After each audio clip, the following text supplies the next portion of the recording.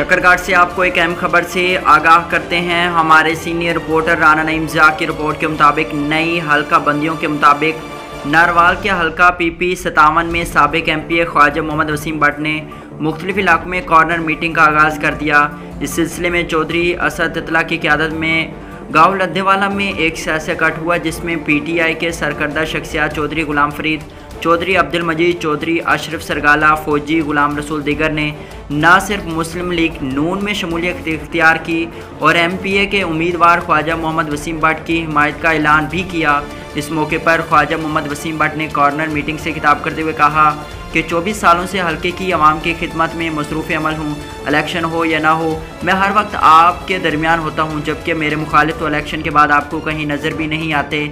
मैं अवामी खिदमत की सियासत पर यकीन रखता हूँ। आज का यह इकट्ठ मुस्तकबिल की नवीद सुना रहा है। इस इलाके से PTI को एक बार फिर शिकस्त फाश होगी। मुस्लिम लीग नून पाकिस्तान की तरक्की खुशहाली की अलामत है।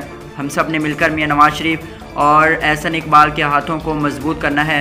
चौधरी असद ने कॉर्नर मीटिंग से खिताब करते हुए कहा कि इलाके की आवाम एहसन इकबाल और ख्वाजा वसीम भट्ट की क़यादत पर एतमाद का इज़हार करते हैं।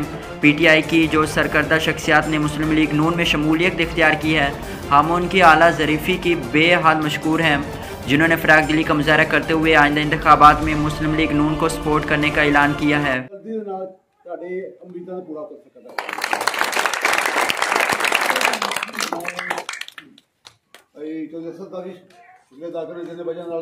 दोबारा तमाम दोस्तों से मुलाकात हो सकी, करना मेहरबानी हो सकी।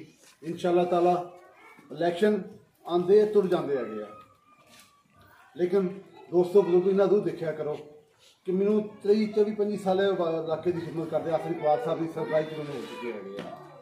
मैं चंगा है, मंदा है, हर चीज़ मैं तरफा दोस्तों मेरा पता है। साढ़े मुखालफ आते इलेक्शन लड़ते हैं, बाद नज़र किसी